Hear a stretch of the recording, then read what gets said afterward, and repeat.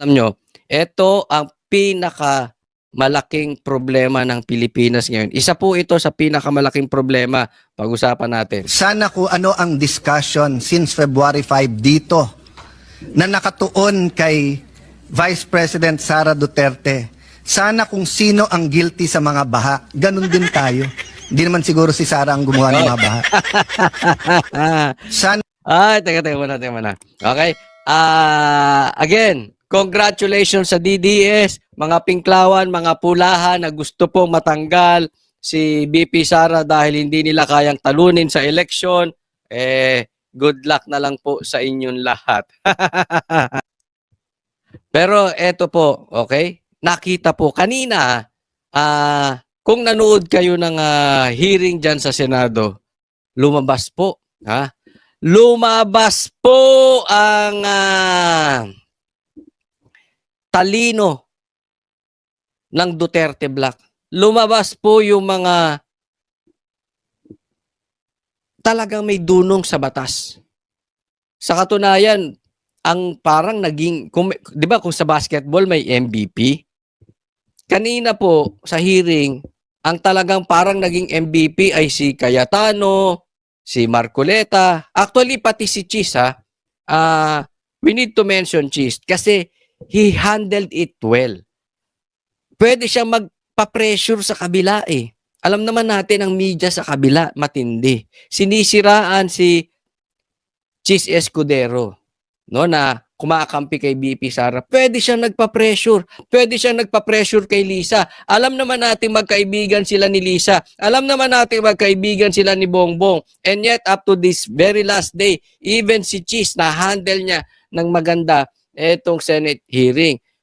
Yung iba rin, congratulations po sa inyo. Pero kung meron po akong pipiliing tatlo, kung merong MVP tatlo, di ba? Kumbaga sa Chicago Bulls nung panahon dati ay merong Michael Jordan, merong Scottie Pippen at merong Dennis Rodman. Ito po yung naging kanina para sa akin, si Cayetano, si Marcoleta at saka itong si Chis Escudero. Dahil backbone po no? Bagamat hindi siya masyadong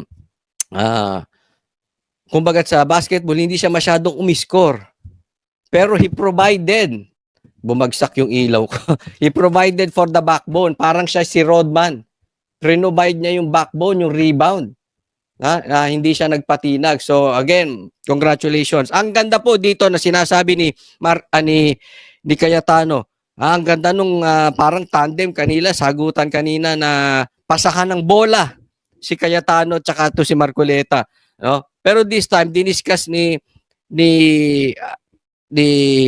Cayetano, ang laki po ng punto rito ni Cayetano. Sinabi niya kanina, kung hindi si BP Sara, talunin nyo na lang sa 2028.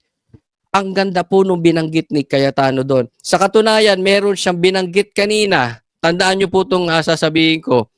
If yung impeachment ay walang kaakibat na disqualification, baka hindi ganito ang magiging reaction. Anong ibig sabihin ng Coach Oli? Halimbawa, yung impeachment na yan ay ang penalty ay pagkatanggal lang sa Vice President. Pero walang disqualified. Ibig sabihin, makakatakbo pa rin siya. Ang impeachment kasi hindi ka na makakatakbo ever kahit barangay captain. Any elected position, hindi na po pwede si BP Sara. Yan po ang impeachment. Kaya gusto nilang pa-impeach. Pinunto po yan ni Cayetano kanina. Ang sabi niya dyan, hindi ganito. Malamang itong mga senador na ito, hindi mag-iingay ng ganito. Malamang itong mga congressman na ito, hindi mag-iingay ng ganito. Sa katunayan, ito si Tambaloslos, hindi niya i-sponsoran niya impeachment kung walang disqualification.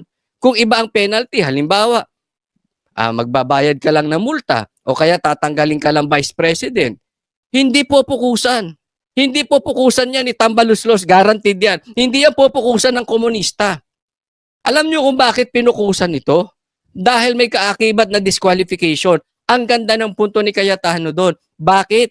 Kasi ang talagang alam natin hanggang ngayon, even the Reds, even the Pulahan, even the Pinklawan, even yung mga komunista, NPA, alam nila that 2028 BP Sara will be the next president.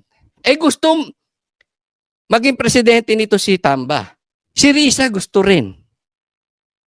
Hindi nila kayang talunin mano-a-mano, one-on-one si BP Sara, kaya pinupush nila yung impeachment na yan. That is the main reason.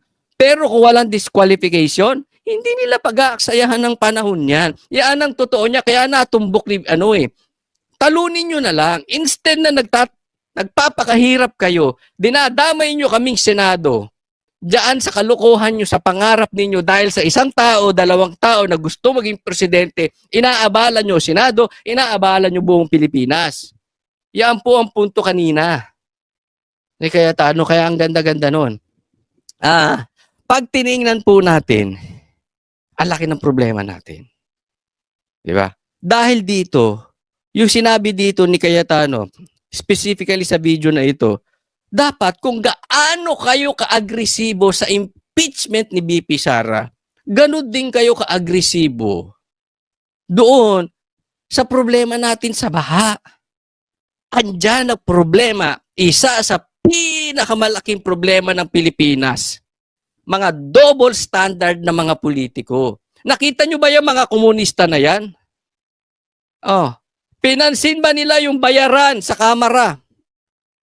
Pinapansin ba nila yung mga baha-baha na yan? O si BP Sara lang? Tama yung sinabi ni Cayetano, ang laki ng problema natin sa Pilipinas, nasasayang ang oras natin sa impeachment na ito. Mas may malalaking problema. Sa katunayan, 150 million lang ang pinag-uusapan sa confidential funds ni BP Sara. Mas malaki doon yung pinamimigay ni Tambaloslos. Ang galing ng punto. Kaya ako mga kababayan, especially to the DDS, let this be a lesson for us. For Senate, we need more lawyers. Ako, itutulak ko for 2028,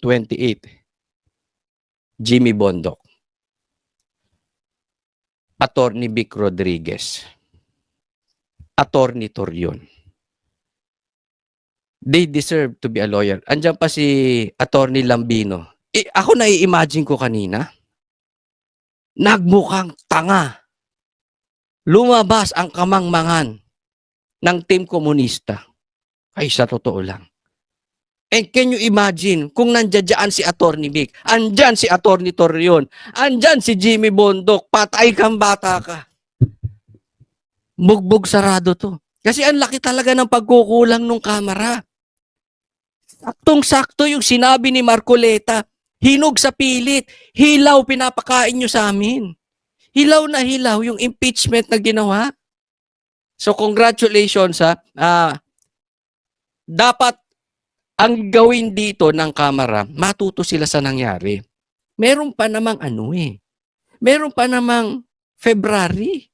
Paghandaan nyo mabuti. Ang problema, magagastusan na naman si Tambaloslos.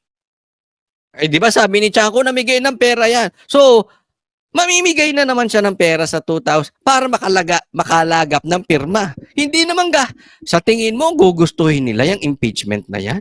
Sasama ang political career nila dyan Dahil ang taong bayan gusto talaga ang Duterte. Yan ang totoo. Huwag na tayong maglokohan. Hindi man lahat, malaki ang percentage, gusto ang Duterte. Tingnan nyo nangyari. Maraming natalo doon sa kumalaban. Even si Abante, talo yan Di ba?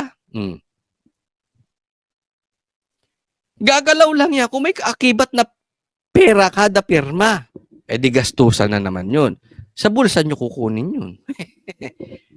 Magagastusan sila. Kaya sa February, pinipilit na nila ngayon. Pwede pa naman sila magsampa. Dapat matuto na lang sila sa pagkakamali nila. Tayo din, mga DDS, matuto tayo. We need lawyers. Kasi, hindi ko sinasabi kasi meron din mga lawyer na katulad ni Gadon. Talaga namang saltik, nilag de Lima, yung mga ganyan. No? Pero kasi yung mga lawyers, Normally, if hindi sila abnormal or hindi sila katulad ni Claire, normally, ang thinking niyan, they will decide based on the laws, not on feelings. Very important po yan sa atin. No? So kaya, again, kailangan po natin sa Senado itong bagay na to.